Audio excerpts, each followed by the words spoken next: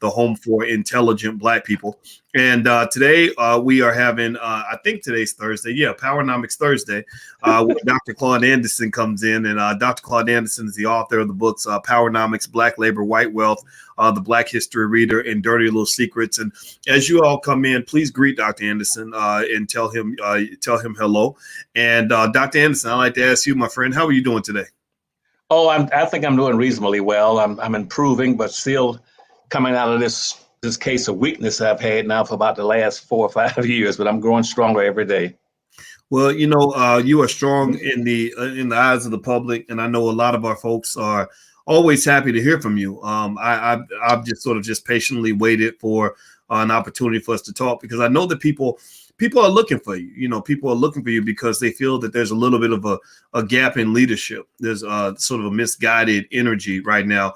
And so, I think today one theme is to really talk about leadership and talk about a plan. I'll tell you, so I'll brief you, Dr. Anderson, on some of what's been going on publicly. And a lot of the folks that are in here know about it because we've been talking about it.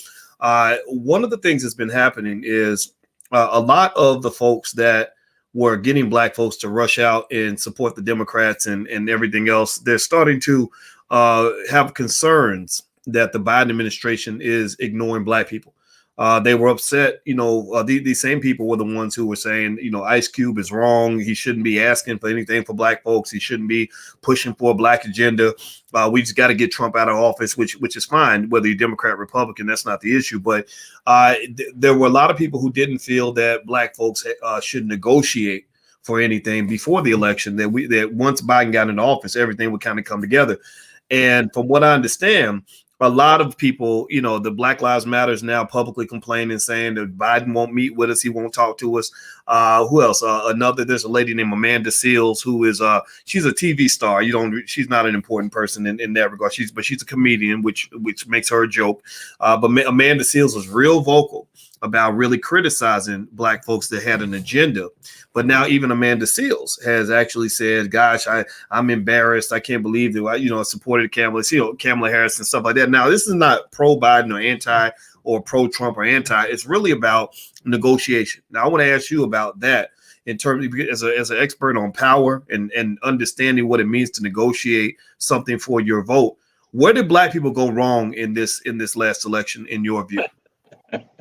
They went wrong in depending on so-called Black leaders, which means visible Blacks. They always somehow misunderstand and misperceive people who are visible as being Black leaders. They never followed the definition of a leader. A leader is an individual who has done a very systematic, comprehensive analysis of where Black folk are socially and economically in the society, and then plan and incorporate strategies and techniques, solutions, but taking them to a better place, have a better quality of life. And I don't know any other Blacks that have done that. I can't think of one, not one single Black. I can't think of some of these organizations that front as Black organizations, which is a disservice to Black folk. Urban League and NAACP, they've never represented Black folk. They start off with white folks starting those organizations, and then mixing them and mixing them up so they get confused Black folk and talk strictly and solely about social issues. And they were focused strictly on conditions of Black folk, on the symptoms of Black folk, and say these are our problems. Our problems is that we need more public housing. Our problem is that we need more jobs. Our problem is that we need more welfare and food stamps. Our problems is we need less imprisonment. Our problems, now those are symptoms of your problems. I said, just name me one who understands the nature of what your problems, and never found one. I have yet to find one throughout the civil rights movement that says, Dr. Anderson, you were right, 60 or 70 years ago. Economics is our problem. That's our basic problem. Economics, speaking with the fact that we own and control practically nothing. What you own and control is what you call wealth. If you own and control it, that's wealth. We own and control less than 1/2 of 1% of anything of value in this society. We've never acquired more than that. And yet you say, well, we're going to go out and vote. Vote for what? Well, on politics. Politics said we should always vote. Voting, have you set up a curriculum? Have you set up a list of demands you're going to make for white folk? Then what are you voting for? It should be based, politics came into existence in the 1500s based on a simple premise of quid pro quo, which means something for something. What are you voting for? Well, we vote for because it's something that makes us feel good. Any stupid explanation. Now, no, you vote based on getting benefits. I've told Black folk that all the days of my life in politics, 60-something years, that you vote to get benefits. And you had these silly people, they'll call on and say, should we be voting?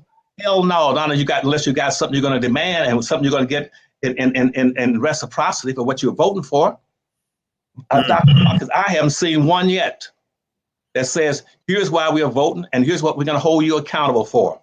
And in a Democratic Party, blacks make up typically in the voting pattern about 38% of the vote, and not one.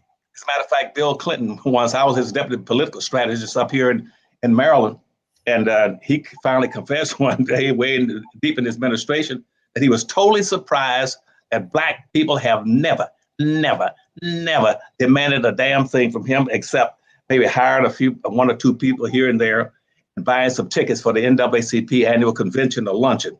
They don't demand anything from anybody, never have, and never seem to will have the will to do it. And so what I provided you with recently, I said, I think that the best leader in the country now would probably be Dr. Boyce Watkins. I said, he's the only one who seems to got the sense and the consciousness to want to get quid pro quo for Black folk. So I submitted you and gave you a list of what I call the quid pro plan for Black folk that I was going to provide to the Black community during the last election.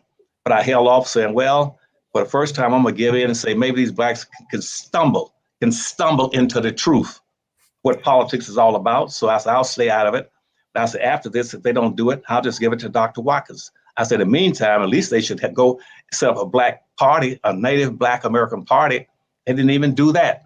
So I have no answer for you because right now I'm just totally disappointed in this country for having all these 46 million Black folk and no Black leadership. By Black leadership, I mean somebody who places in priority on doing something specifically and solely for Black folk. Any Black that goes on TV and start talking about these broad, ambiguous terms about what we want something that takes care of everybody, then you're stupid. Because you're competing against, they see that as being not what you think it is. You think you're being friendly towards all these groups. You're being friendly towards showing how compassionate you are towards Asians and Arabs and Hispanics and how much you love them and you want to work collectively. You want to be together. They don't see it like that. Those groups see you focusing on any and everybody as being not friendly, not compassionate, but as being stupid. You're in competition. That's where racism comes from. Racism is a race. You're competing. And I asked Black folk, you know what racism is?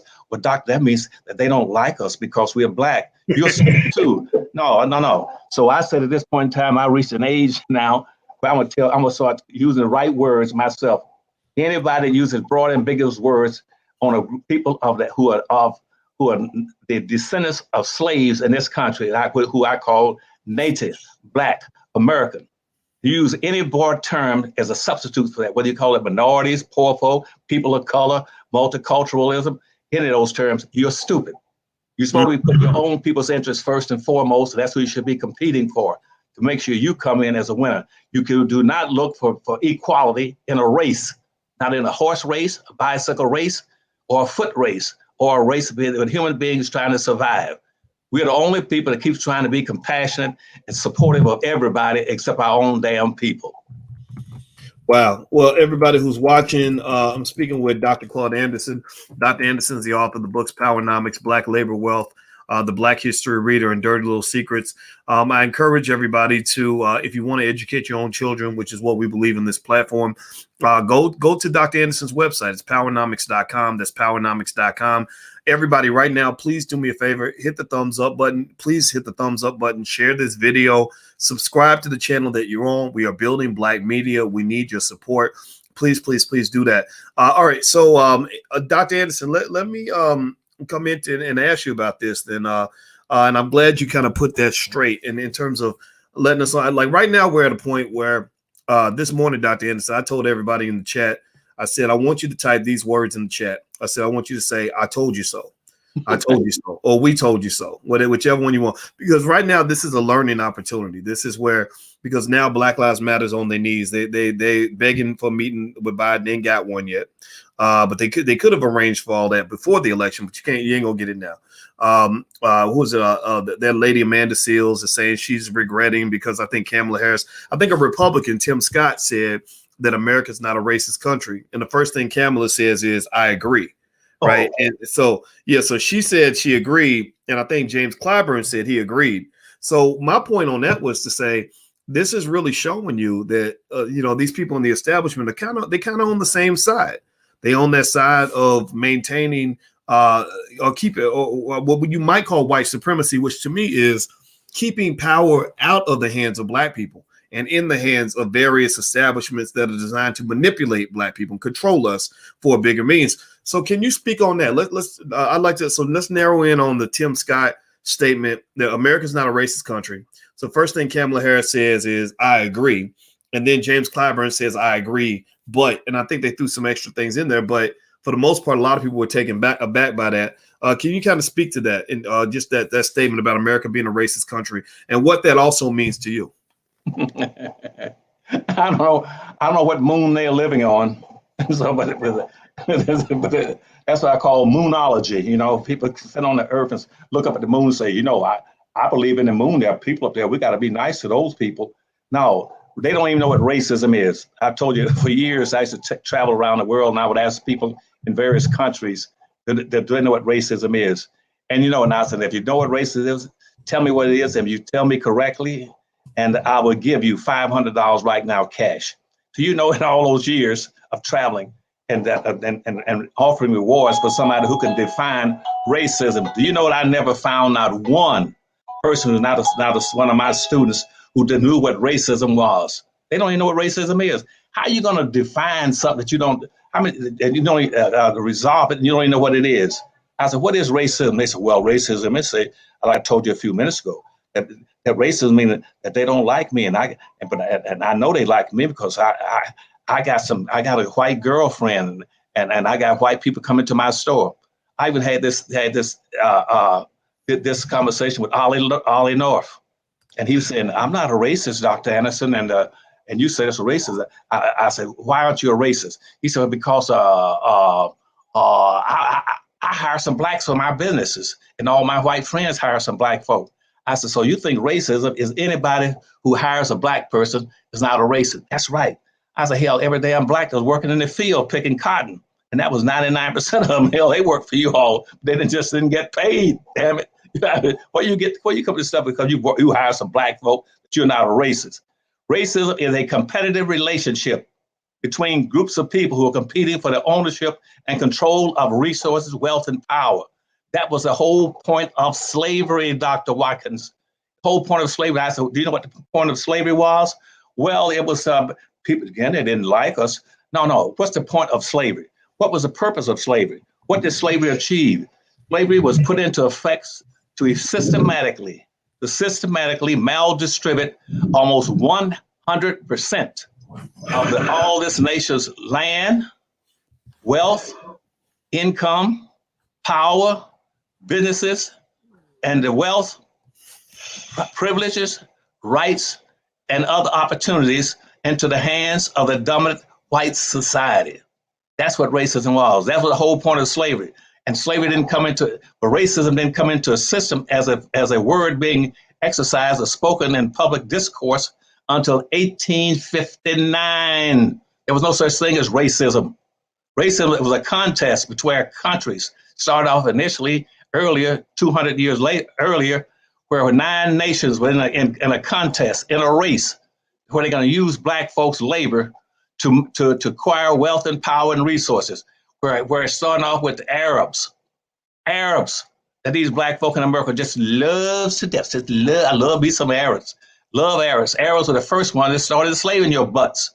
That's how you got into slavery. Now, how in the hell are you going to go now and start practicing Islam? Those are the ones who put you into slavery. And that was over 1,300 years ago. And in the last 1,300 years, they have systematically enslaved over 13 million black folk into slavery.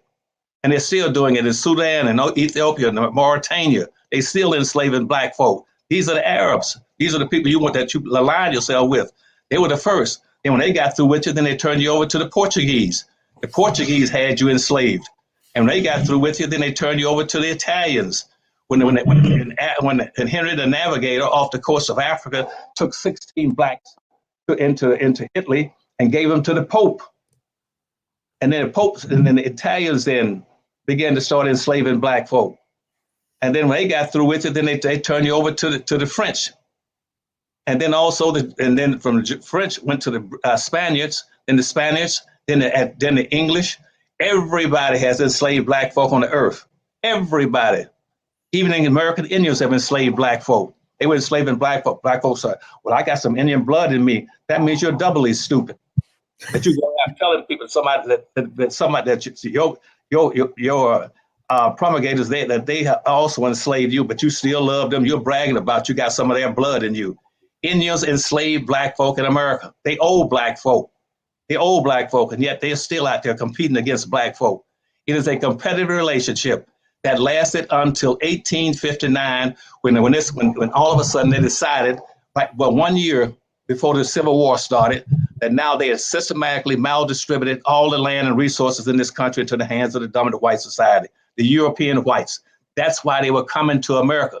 They told you that lie about we're coming to America for religious freedom, and that's why we're trying to get to America. I said, hell, you got any sense? You can go off into any hill, any bush, any tree, any closet, any basement, any dark cave and pray all you want. Hell, you don't have to go all around the world to get on a ship to come to America to pray. And that's what the Statue of Liberty said at the bottom. Give me your poor. You were poor. That's why you wanted to get to America. You were coming to America to freeload. Freeload. Black folk don't use that word. They don't even understand what the word means then. Freeload. That's why Europeans was coming here. Boats were loaded down with white Europeans coming to America to freeload, to get free land and free resources. And that's why we had laws saying that any immigrant coming to America was entitled to get land ownership. They can immediately get 160 acres of free land. And starting off with George Washington, who got 100,000 acres of free land. Thomas Jefferson, he said, if you're going to give George Washington 100,000 acres of free land, I want 100,000 acres of free land. Then Patrick Henry said that you're going to give those two guys 100,000 acres of free land, and you got to give me 65,000 acres of free land. So when I say give me liberty, give me a death, I also want you to give me some damn land.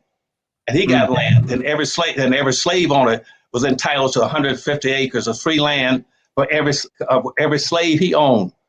And pretty soon they had maldistributed, by the end of the Civil War, over 2 billion acres of free land, and all the timber on it, plus the value of the land first. Then it was free. Then all the timber on it was free.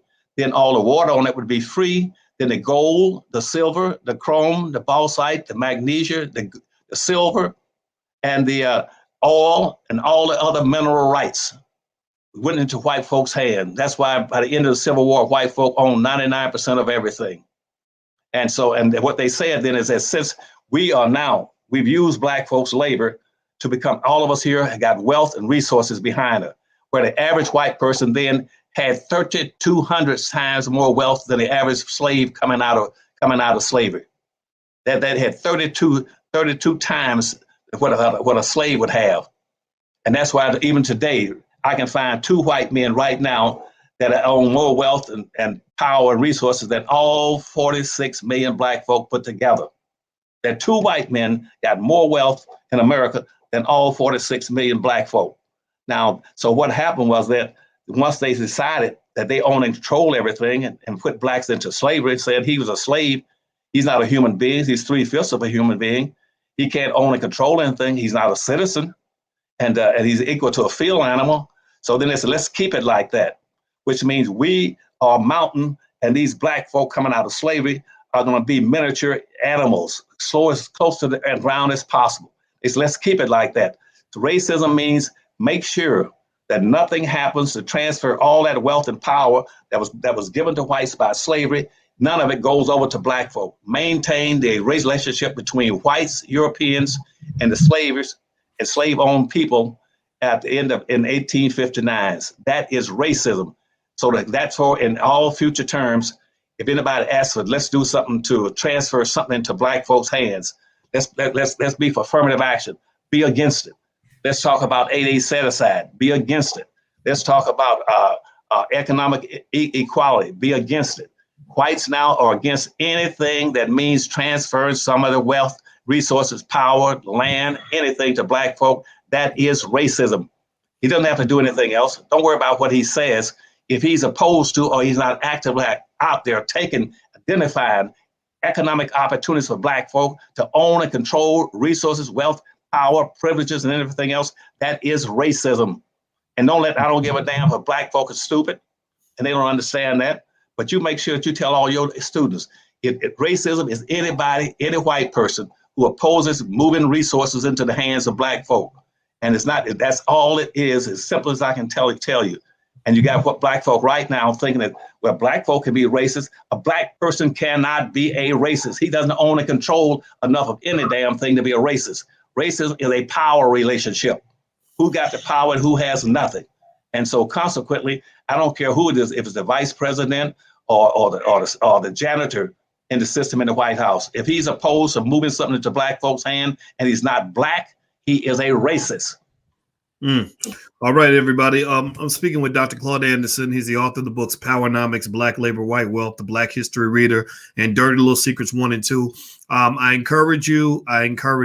We must educate our own children. That's very important so that we don't get that slave thinking in their brain. The first books your kids should read, in my view, are on powernomics.com. There's the website right there. And also what that does is it allows you to not just say you support something. I encourage you to talk with your resources. You support Nike by buying their sneakers. You support Popeye's Chicken by buying their food. Well, support Powernomics if that's what you believe in. Don't just say you support it. Actually show that. And also you're going to get something in return for your kids. So go to powernomics.com.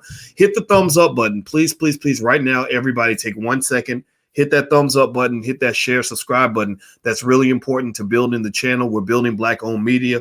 And also, I want to ask Dr. Anderson about something that's on my Instagram. I'm going to pull this up for you to see this, Dr. Anderson. And I want to get your take on some of this. And I think it speaks into exactly what you were talking about. So everybody who wants to see this directly, my Instagram is The Real Boyce Watkins. So please follow me on Instagram because I want to get some smart Black people on my platform.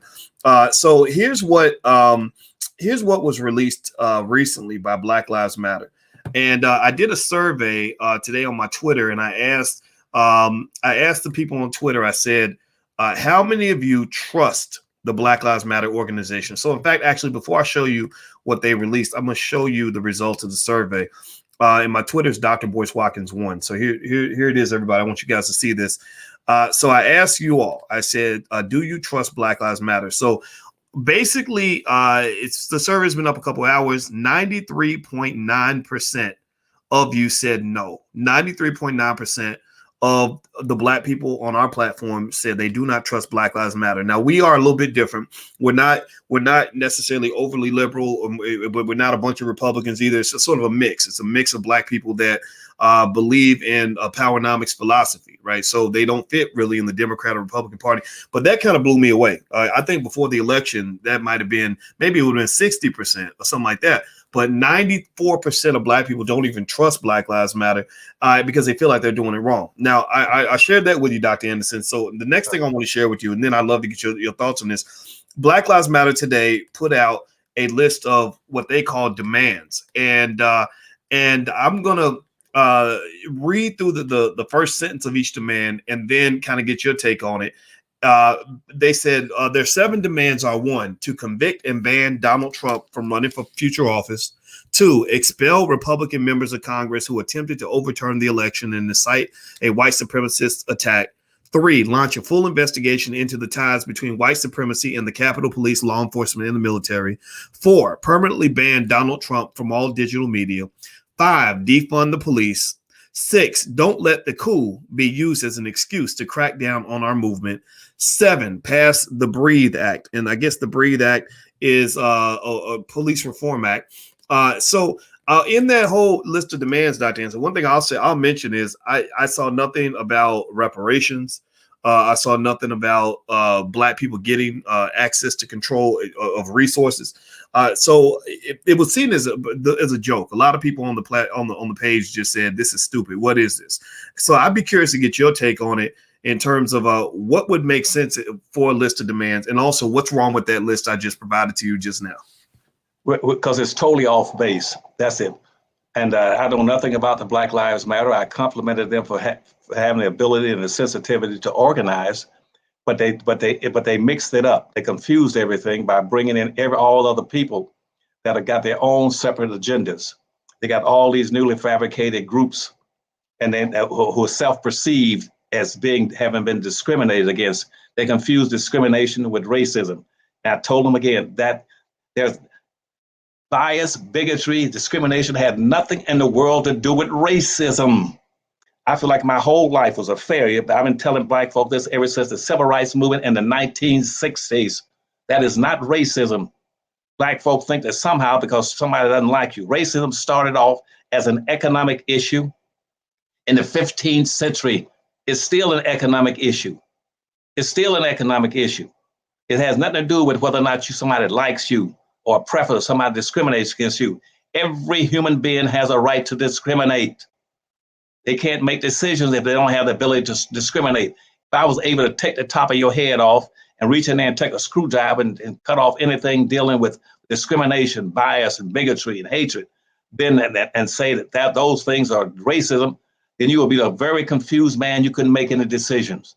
Racism is only a competitive relationship between those who are classified as or those who could pass as whites. It is a black-white issue. That's the only way racism exists. You all can't eradicate it because you don't know what you're looking for. The elephant in the room. You're missing the elephant in the room. The elephant in the room is racism, which is a competitive relationship between blacks and whites and those who can pass for whites. Any group who can pass for whites, they are joining the white folks' side. They were against Black folk by their attitudes and their behavior. And I have not seen that anybody define that yet for Black folk. That's what you should be watching out for. What is racism? And it has nothing to do with discrimination, bigotry, and hatred. And all the things you just read through with the Black Lives Matter, those are personal attitudes that they're trying to correct. Those are personal things with feelings about something. And they have nothing in the world to do with racism. Talking about you want police reform. If Anderson's Powernomics, you don't be talking about no darn police reform. You want to stop police from abusing you, you get economic reform first and give them your own communities and have your economic base and your power behind you so that you can reward and punish anybody that takes advantage of you or kills your people uselessly and irreverently for no reason at all. Don't let you use power and wealth. But if you don't have any wealth power, you out there begging about police power. You want economic reform, not police reform. Instead of social integration, as I told them back in the 1960s, don't be looking for social integration. You look for economic integration. If you had deprived 99% of the Black folk in America out of owning and controlling anything for 365 years, why would you be looking for social integration? Well, we want to be able to socialize with them. So, I mean, even during slavery, they would let us put up a hut or a shack in the back of their mansion, but at least we were social then. No, I don't want no social. I want economics. And that's the problem with everything you read from Black Lives Matter.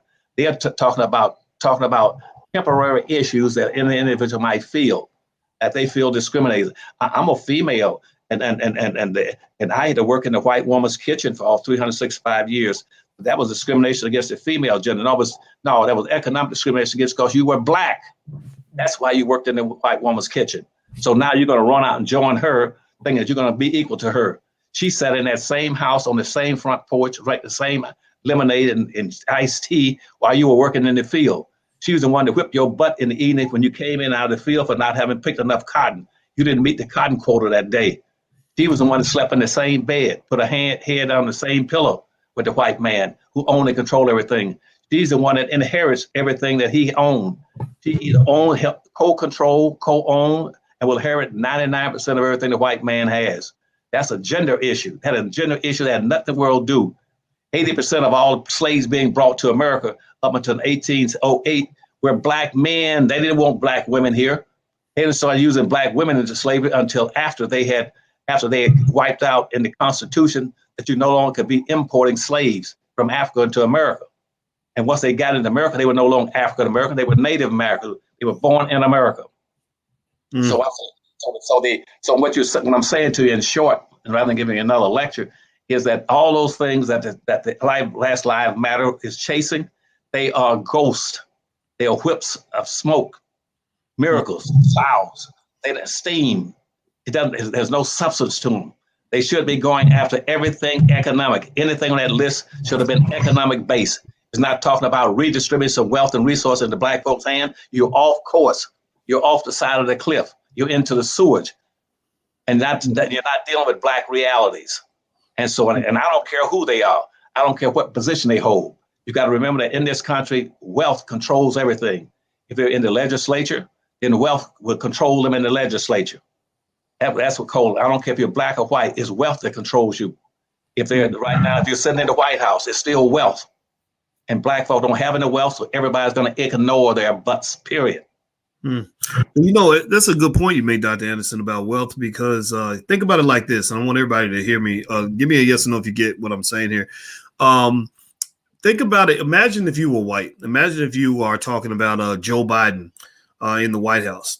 Give me a yes or no. I think it costs about $2 billion to run for president. If Joe Biden did not have access to wealth, do you think Joe Biden could have ever become president of the United States? Give me a yes or no in the chat. Do you think if Joe Biden had no access to wealth, would he be president right now? If Raphael Warnock out of Georgia did not have access to wealth, which was money given to him by corporations mostly run by white people, do you think he could have won the race in the Senate? Yes or no? If Barack Obama had not been able to raise over $1 billion to run for president and not have access to wealth, do you think that he could have been president? If Donald Trump didn't have access to wealth, do you think that Donald Trump ever would have been president if he was a regular guy that, you know, let's say he just had a lot of friends and everybody liked him, but he had no money? Well, the list goes on and on. And so the point that Dr. Anderson's making, and I'm not going to do a lot of the talking. And when the teacher's here, I know how to be quiet. But I want everybody to really understand that the wealth is the one thing that makes the difference. That's the thing where it don't matter if people like you or don't like you. If you got the wealth and the power and the resources in your community, then you can still do what you want to do. And so, Dr. Anderson, I'm gonna pass that ball back to you. And I'd like for everybody, if you could take 1 second, please hit the thumbs up button. Please subscribe to the channel, share these videos, because this is we're trying to find solutions here. We're trying to solve problems. We're not here to complain about what everybody else ain't doing. We'll talk about that for a second, but then we're going to talk about, solutions, and wealth is one of the solutions. And also everybody who's watching later on today, I'm gonna bring in some more solutionaries. Attorney Tanya Nebo is gonna come in. She's very, very good at helping Black people buy franchises. So she's gonna come in today. Later on today, we're also gonna have Farmer Brown, the MC, who is an expert at growing your own food. And I'm sure, Dr. Anderson, I'm sure you got a lot to say about that, about the importance of us controlling our food supply and really just looking into the root of what it really means to have independence and freedom. So I'd like to get your take on that. I've heard you tell stories about, being on farms and chickens and roosters and things that you've seen through the years. So let's turn that corner a little bit and tell us about that. Just that aspect of land ownership, controlling our food supply, or even if it's not even just about the food, just the land, etc. Can you just sort of speak to some of that? Just what comes to mind for you? Well, yeah, okay, I'll be glad to do that. And I indicated to you earlier that whites picked up over 2 billion acres of free land. And that was the purpose they're coming to America. Everybody comes to America to get wealth and freeload. Everybody came here to freeload. I don't care what group you can be Asian. You came to America to freeload. Whether you're from Chinese, you're freeloading. From Europe, you're freeloading. From Spain, France, you're freeloading. They came here to get immigrants coming from Latin America right now. They're coming here to freeload, to get stuff that they could not get in their own country free. And see, and what does that mean? It puts black folk at a major disadvantage, because you didn't own a damn thing that when you came out of slavery. You have not increased your wealth capacity, not one iota, since what it was in 1859 to where you are now. And this is 2021. What are you talking about in a land where wealth power controls everything? And here you are talking about everything but wealth. Here you got people marching in the streets. And why they join you is because they know you ain't got enough damn sense to focus on what you need to be focusing on. Supposing, excuse me, supposing your Wealth Lives Matter group has said, we're going to march now and demonstrate until white folks give us a major percentage of ownership and wealth in this country. And we're gonna recommend 4 or 5 ways they can do it. Someone you had said that. Would you think those same whites would have joined you? Would you have any Hispanics out there joining you? Would you have any midgets, anybody that's out there joining you? Would you have any gays or transsexuals joining you? No. They're going to join you because they know you're going to deal with the superficial, the ceremonial stuff, something that's intangible, that you can't touch, you can't feel, you can't go to the bank, you cannot build and get empowerment off. Now, the question to your mind is, say, how something is wrong. Why is it nobody ever wants to talk about correcting what slavery did? Why is it nobody has talked about since even during the civil rights movement?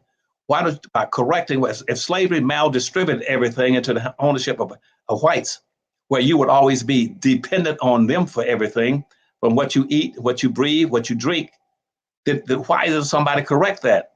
It's because half of them are scared, but a third of those don't give a damn, and the rest of them are just out there with their own self-interest. That's why. That you should be, for instance, you should be able to say to yourself, well, why is it that all these immigrants coming to the country are getting all these things, but they're not giving it to black folk? Let's go back a second. This is 2019. Let me give you an instance. Let's go back to let's see. Let's go back to maybe this is May. Let's go back to May. Let me give you a different date. Let's go back to maybe May 19th, 2019. Let's go back to that, to 2019, go back to May 19. On May 19, and back in, at that time, that this country put out an executive order to economically empower Asian Americans and Pacific Americans. Now think about that. This was an executive order that was put through all the federal governments to go do everything they can to empower Asians and Pacific Americans in this country. Why is it that happened in 2019, but they didn't talk about black folk? Why is it back? Let's go back to 1997, when they were holding major conferences in this country, and they invited special groups of Hispanics, special groups of Arabs, special groups of Asians, special groups of Hispanics to Washington, D.C. for a full week conference on how to set up businesses and get access to governmental resources through the 8A set-aside program, to the affirmative action program. But they didn't invite black folk. Black folk were non-invited. And the whole week conference showing them how to complete the forms. They had lawyers there to help them do the legal work. And at the end of the program, they had a group called the Council of 300 that were here in Washington, D.C., that would guarantee they would give them a contract to start to provide some resources, and supplies to the United States government. So they not only put them in business, we'll give them a contract to start off as they go into business. Why is it when that even my wife called and asked us, why don't you all include black folk? They said, we don't get into that kind of stuff with black people. And I said, what do you want to talk about with them? Well, we're going to talk about some jobs and employment for them. Now, if somebody is stupid or lazy or indifferent, I don't know what it is. Now, I just gave you 2 examples. Now, why? Then you got a major march on Washington by Black Lives Matter. Matter to whom? To whom? Doesn't matter. It doesn't matter to those people that aren't doing anything, damn thing to help you. Why do you keep putting people in office without getting commitments from them for what they're going to do economically to empower you? I just gave you some examples, shining examples. Go back with the executive orders that have been passed to take care of poor people. They said, well, we got to take care of poor people in this country. And with Martin Luther King, for instance, we're gonna have a war on poverty. War on poverty, yeah, we're gonna have a war on poverty. Well, who's gonna be there? Well, we're gonna have poor blacks and poor whites. You're gonna have poor whites and poor blacks on a war. Well, that doesn't make any sense to me. Why not, Dr. Anderson? Because in this country, hell, poor whites got 20 times more wealth than a poor black person. Why you mixing together? Why would you call them poor when the whites got 20? The poor white person got 20 times more wealth than a poor black person. Well, Dr. Anderson, let's switch it off. Let's mix it with another group. Let's mix it with for job employment, for instance. Let's have a job program for immigrants and unemployed people, and you're gonna mix them now with Hispanics under the Barack Obama program. And for 4 years, guess what? 47 to 52% of all the jobs given new hires went to Hispanics. They didn't go to black folk. Here you got that time the black national unemployment rate was 35%. It was 48% in Baltimore, 48% in Detroit, Michigan, 49% in Pittsburgh, 52% to 51% in New York for unemployed youth. And they said, well, we'll start a program for unemployed youth. And then guess what? Then about 87% of the jobs went to whites and to the white suburbs to run the program, so blacks didn't get a damn thing. Something is wrong. And I'm sorry to say in my old age, I am sick and tired of people using broad, ambiguous terms on black folk, and black folk go for it every time.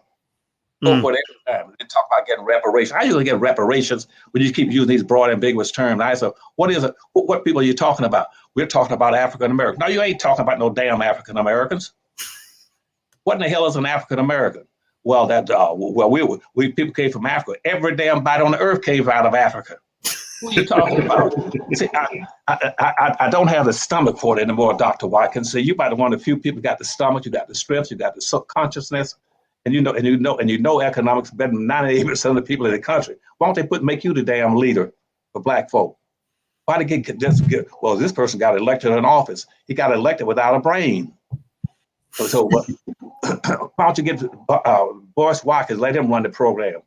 And as far as I'm concerned, he doesn't have a list of demands. Well, I'm gonna give him a list of demands. So today I gave him a list of demands, and when you read my list of demands out of the Powernomics Corporation, watch the major difference between what was in the Powernomics plan that was put into effect and put on paper way back in the summer, and neither Democrat, not one Democrat has called me in 2 years asking me about the Powernomics plan, but the Republicans call every day.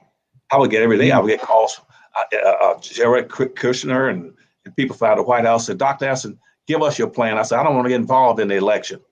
And when blacks started writing in my name saying, well, we can deliver this whole damn election to you, Dr. Anderson, we write you in as a presidential candidate, and we know we can get millions of black voters to vote for you. I said, no, if you did that, it would probably hurt the Biden administration. And I said, I don't want to do that. I want to stay out of this election. But so, as a matter of fact, there were people across the country like yourself that told black folk, don't write me in on a ballot. Am I right? Yeah, at first I told them to do it, but when you and Mrs. Anderson told me that you didn't want that, we reversed that, and I said, let's take that out. Let's not do that. Okay. But I would have gladly voted for you, but I didn't want to do anything that you and Mrs. Anderson were not comfortable. Right. No, I didn't want to hurt the campaign, but I said, but you learn to hold the Biden administration accountable. And I recently sent you the Powernomics plan, and you can pick anything on there you want to discuss, but I guarantee you up front, everything on the Powernomics plans deal with economically redistributing resources, power, wealth, and income into the hands of black Americans, not African Americans, people that just came to the country. They're not the descendants of slaves. And there's a difference between the African American coming to than native black Americans, because you see, native black Americans are people who came in this country, were enslaved for 20 some damn generations, who were stripped of everything, even their humanity, and they had nothing. Those are different from somebody that comes in from Africa last week or 20 years ago. Those are African Americans, and every white person coming to America is an African American, because the first human beings on Earth where humanity started someplace south of Kenya in Africa, and anybody who leaves and leaves Africa, or before they spread all around the world, going across the Bering Straits, coming into America, and become later on they called Native Indians. They ain't no damn Native Indians. How the hell Indians going to come in and get ahead of black folk, and black folk the first human beings on Earth? How did they get to be natives? They weren't natives. They were immigrants that came across the Bering Straits about 5,000 or 6,000 years ago. But the blacks that came across the Bering Straits from Africa, came up from Africa, went through the Middle East, and all the way up through Asia, then came across the Bering Straits into Canada and came down. They ran into the Folsom people. The Folsom people were the first people coming across here. They had already set up and lived in this country down in New Mexico and Arizona. They had Folsom, California, Folsom, Colorado, Folsom, Mexico.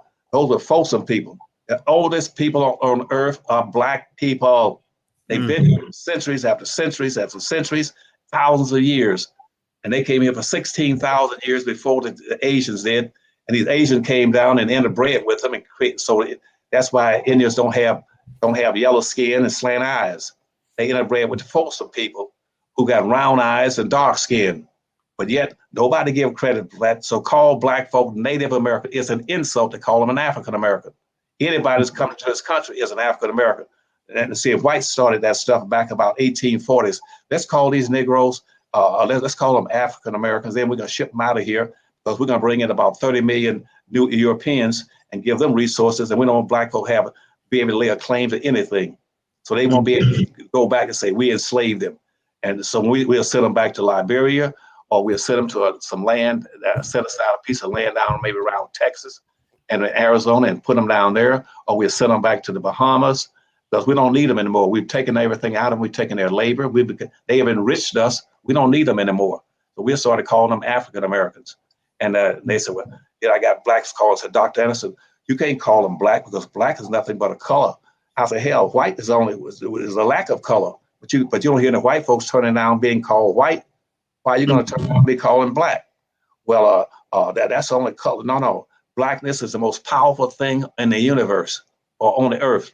Blackness is power. It's power, wealth. You can't find anything in the universe that's more powerful than the black. You start talking about in outer space, you want to start talking about the black holes, the darkness out there.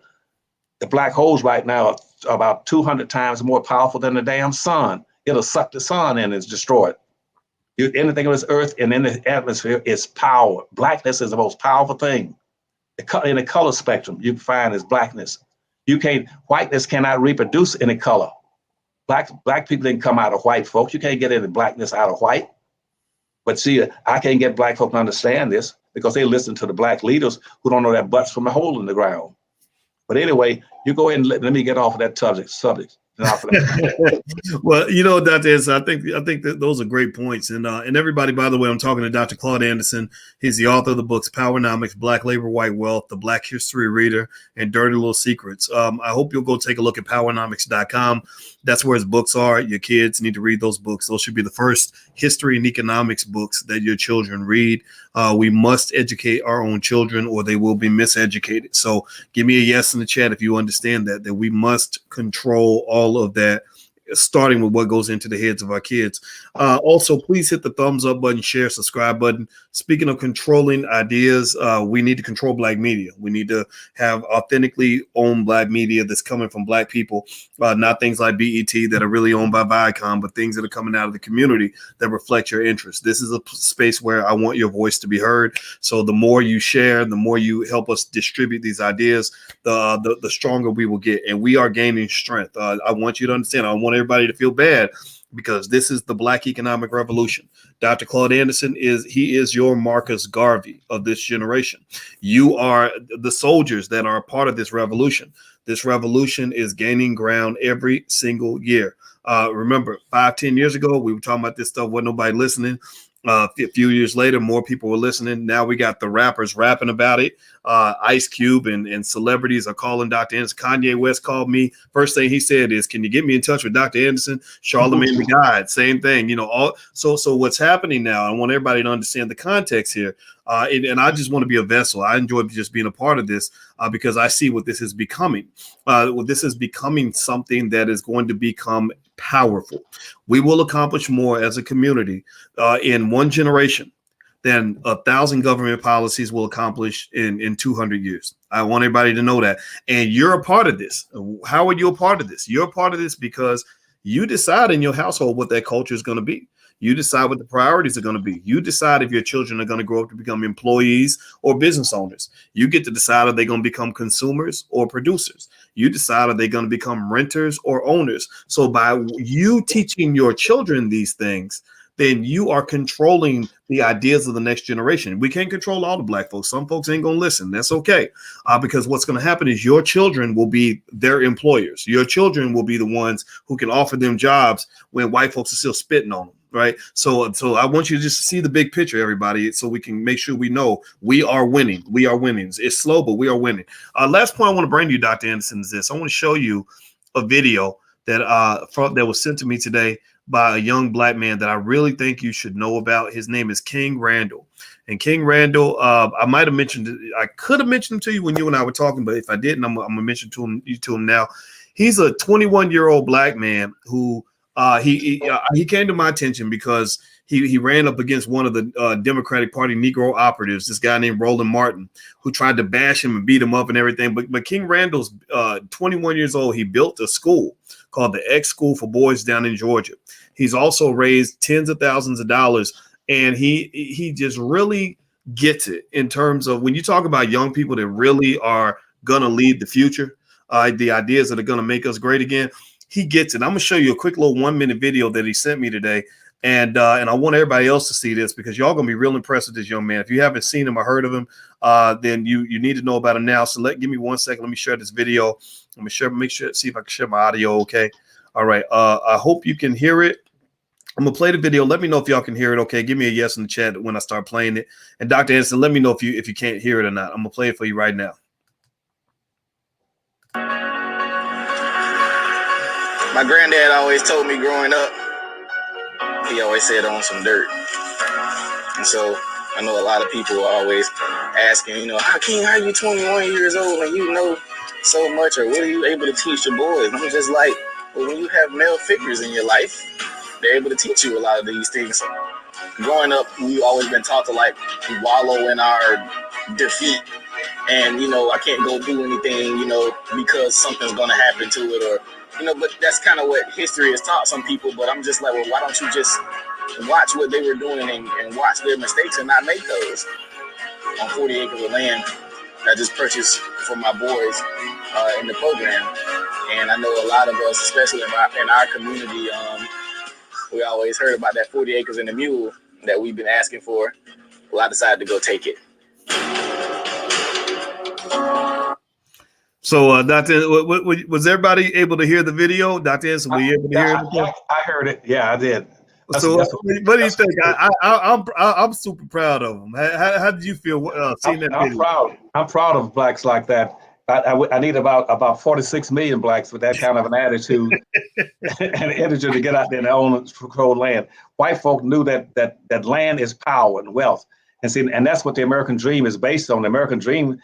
See, you go ask some of these black folks sitting in politics right now, holding a position in the House of Representatives or the House of Senate or any place in government. Ask them, so what is the American dream? They don't know what the hell it is. They think, well, it's because we love everybody, we all get along. No, the American dreams mean two things. You come to America and get free land and free black labor to get enriched and you be a freeloader.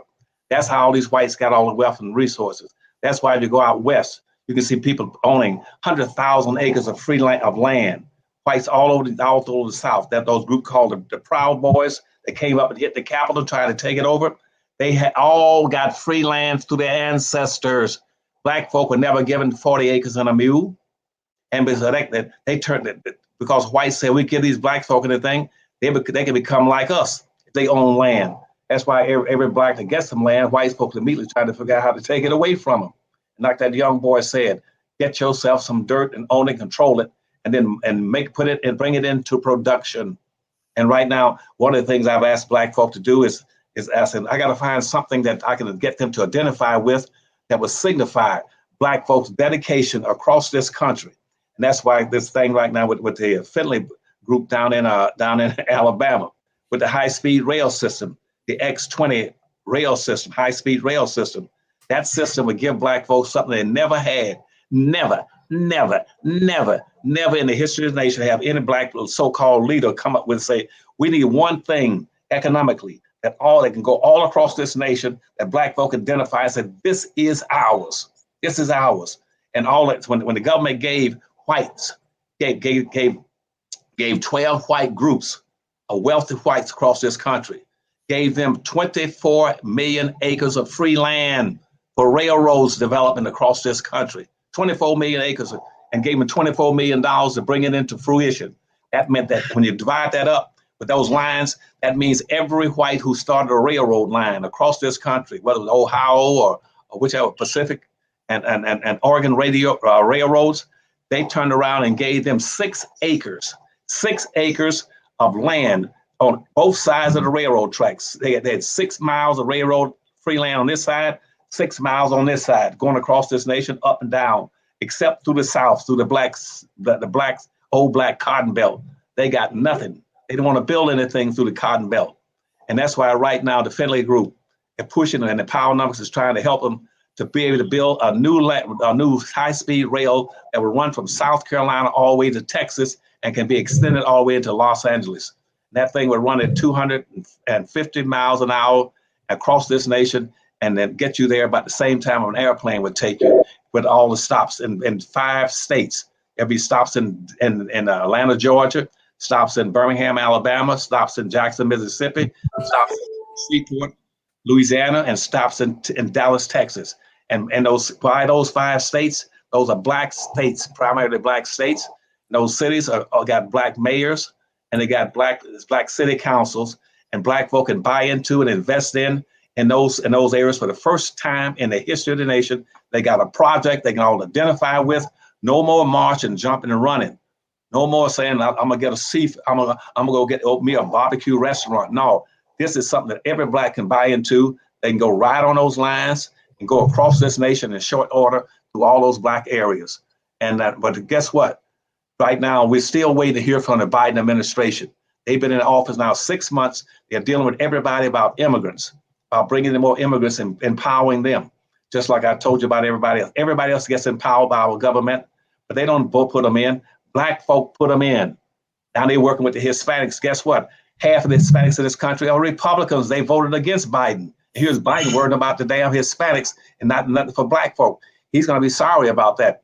Now, if this railroad system dies and the Biden administration has not supported it and done something, and they were meeting this morning in Congress. This morning, Congress was meeting, trying to figure out how they're going to spend 180-some billions of dollars on the infrastructure. They're talking about going out here dealing with the railroad system over in what's it called? What's on the Atlantic? What is it called? What's that system called now? Runs from Boston all the way down to Orlando, Florida. The old. I know it's something. I don't know what it's called though. What now? I know what you're talking about, but I don't know what it's called. Yeah, see, and that thing runs at about 70 miles an hour. But that's an old line, a weak power belt that will not work. You're running through those urban cities, it won't work because they got freight on there that carries like highly explosive materials and anything else. And if a train comes by that at 100-some miles an hour, it can shake those things up, and that whole damn railroad would blow up and explode. That's very dangerous. But the best opportunity they got right now is not in California with a high-speed rail system, or down in southern Texas, or up in Boston. It's right down running through the black cotton belt. And right now, the Biden administration has not called, and we've been trying to contact them for the Finley group to get that up. They got a shovel-ready project. All they need is some help, some assistance, some recognition from the support from the Biden administration. Not one has called them yet and done anything about it. But I tell you what, if that system dies, and Biden's going to have a hell of a time trying to get by the next 2 to 4 years in this country, because we got millions of blacks that say we ain't going for it anymore. You should, and they had a big hearing today, and I want to know how many blacks in this Congressional Black Caucus showed up to speak up for the X-20 rail line down running through the black southern states. How many black governors been pressured by black folk in Georgia and Alabama, Louisiana, Mississippi, saying get out there and support that thing for black folks to have jobs. It'll create 100,000 black jobs, maybe about another 50,000 opportunities for black folks to invest, and probably put up about 2,000 or 3,000 businesses, everything from hotels to restaurants to confession stands and everything else, and taxi cabs and little bus services, take them from the depots down into those cities. This is a major opportunity, and I've been pushing for the Black Friendly Group, and you haven't got one person from the Biden administration respond yet. They've got some blacks in the Biden administration talking about, I ain't gonna do nothing to help black folk. I ain't gonna help make no black folk rich, so they can own and control something. All those people gonna have to come out here between now and the next 2 years, and I can guarantee you that I know of all the blacks I know, they're gonna have a hell of a time trying to explain to black folk why the high-speed rail system running through the South died, or why they messed around and right now you had a group called the U.S. high-speed rail system. They don't represent black folk. They represent all the whites that already own rail lines. And that's who's competing to get the money from the Biden administration. You let that go down, and the Biden system, they are through in this country. You're not going to have them reelected in this country. I can guarantee you that's going to happen. Because right now, everybody keeps stepping on and urinating on black folk instead of trying to help them. Nobody's empowering black folk, and black folk have no place else to go. The Black Lives Matter are not speaking for black folk economically. Nobody's speaking for black folk economically. NAACP doesn't do it. Urban League doesn't do it. And nobody speaks for them. And they better get somebody speaking for them. Don't worry about Claud Anderson. I'm not here to create a revolution. I tell you what, these black folk now are sick and tired of being poor, overlooked, and voting and getting nothing in return for it. This has been going on for centuries. And the Democratic Party was a party that originally enslaved black folk. The Democrats enslaved black folk for 365 years. It was a Democratic Party. That's who enslaved. And the Republican Party come into existence and after the Civil War, when they came into existence, they had black folks. They tried to help black folk for 10 years, called Reconstruction. Reconstruct. And that's what they came into existence for. Reconstruct, which means you've been doing everything wrong as a Democrats and screwing over black folk. Do something to help them now. Empower them. Shift some wealth and resources. No more this Turkish stuff about we're gonna do something to make y'all feel good. We're gonna do something to give y'all some jobs. Black folk don't need jobs. They need damn businesses. They need businesses. They can produce jobs. Tell the Urban League and then the WCPs quit looking for jobs for black folk and started looking for business opportunities and putting black folk into business so they can hire their own damn people and produce their own products and all that. We got 4 million acres of land in the South in that cotton belt I'm talking to you about that the rail system is going through. We got over 4 million acres of black-owned land. They can't develop it because they don't have any ways to be able to ship it out, raise products, and be united. And tell those black colleges and the United Negro College Funds and to be able to start raising products and services and goods for black folk and shipping into these urban areas where they can set up farmer markets. So every damn weekend, black folk go to their own farmer markets and get fresh produce, food, and everything else, and be able to have jobs and run their own businesses and grocery stores and shopping malls and not shopping malls, but grocery shopping stores where they can buy fresh produce and goods. You got water shortages coming. You got food shortages coming. It's coming up now, starting pretty soon. And at that point in time, you better have these colleges, these agricultural colleges producing food for black folk and unite themselves and produce these goods and ship them into these urban areas. All while these blacks are going to starve. That's what's going to happen to them. Because right now, 70% of all the black folk in America live in and around about 10 large urban areas. And they have no way of getting food. They have no way of getting fresh water. They don't own a damn thing. They're dependent on somebody else to provide it. Who they're dependent on? They're dependent on these immigrants that are coming in here and getting empowered with resources and money and wealth. Nobody's empowered black folk in 500 years. And this is the time to do it. If they don't do it, Biden won't be in power very long, neither will Ms. Harris with it. Let them keep playing around trying to take care of everybody but black folk and trying to give the appearance that somehow that black folk are the most friendly, compassionate people on earth. They're always willing to help everybody and save everybody from the gays on up. No, they better start helping these damn black folk in the country by providing some resources and money to let them build businesses and own property and rebuild these black communities in the name of black folk, and then practice group economics and group power. That's what they better do. And I'll tell you, I'm gonna close right now, but that's my feeling about all of this. And you would be the ideal person for them to make into a black leader in this country. Make Dr. Watkins the new black leader in the country, and ignore anybody that's right now in a major organization or sitting in a public office that has no sense of commitment and consciousness about their own people's survival. Well, I want everybody to know I did not know Dr. Anderson was going to say that, and at the very least, I don't mind being an advisor to you. I believe we can all lead together, and I'm honored. I'm always honored and flattered by the kind words you share. And I would say at the end of the day, I think I see all of us as a collective. Everybody in here in this room right now, we are the leadership, as a group. So if I would humbly accept, the honor of leading, but I want to lead by committee because, in this group, there are so many black people that have so many great ideas that are so skilled. And what I really want to do is help support all of you in connecting with each other and to realizing how great you can be. And so I want to say, I hope everybody will join me right now in saying thank you to Dr. Anderson. Please, please, please give him a digital thank you. He just came in here and gave us over an hour of some of the most powerful words that many of us have gotten our whole entire lives. You don't get this in college. You're not going to get this at an HBCU.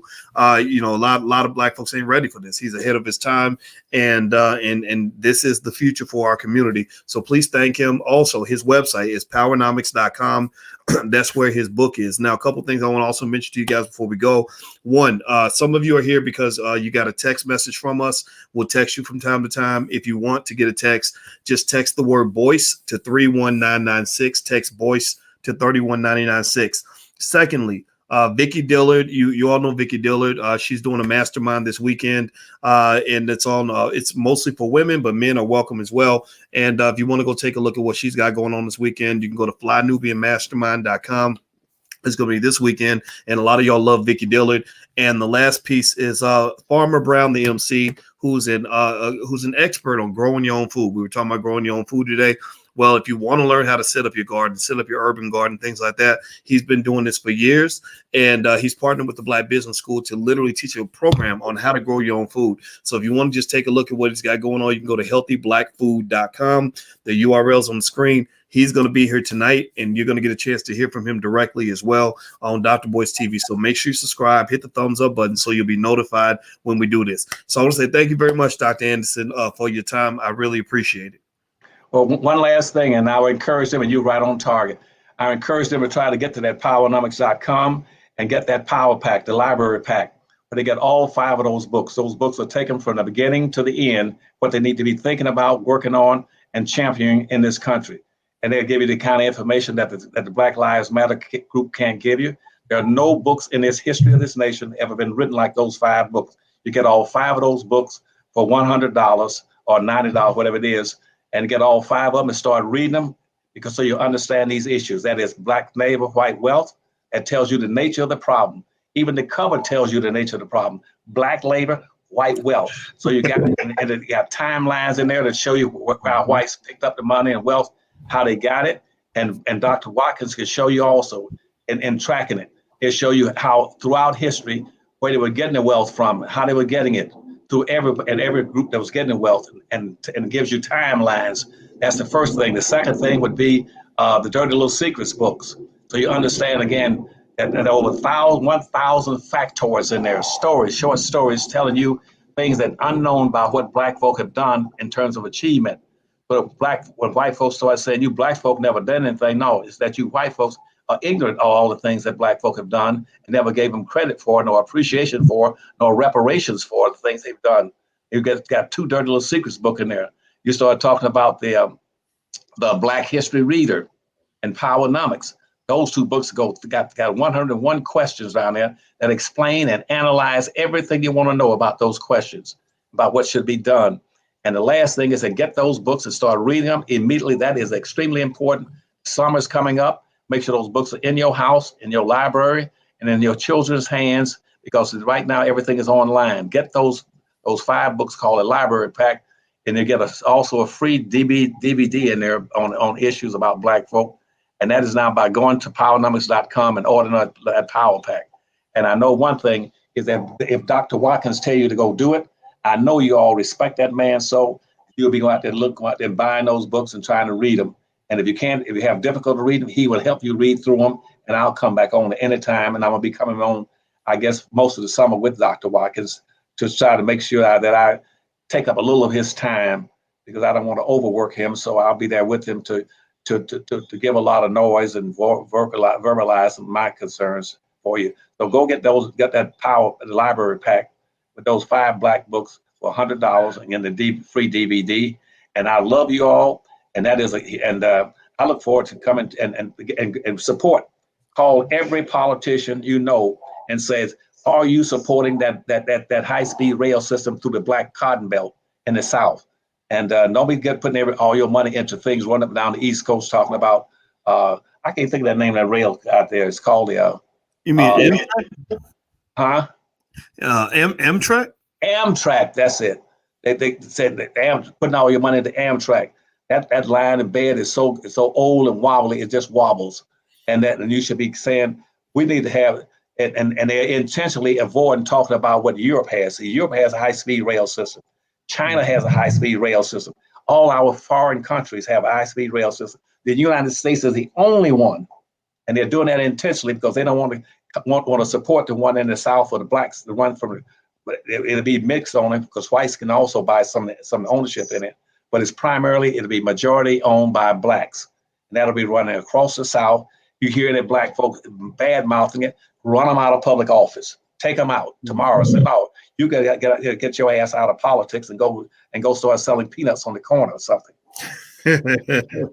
All right. Well, thank you very much, Dr. Anderson. This is always a pleasure. And everybody, thank you all for hanging out with us today. We'll be back a little bit later. We got some more people coming on today. Attorney Tanya Nebo will talk about franchise ownership as a pathway to building wealth. Then we're also going to have Farmer Brown, the MC, later on to talk about growing your own food. He's an expert on agriculture from Kentucky State University.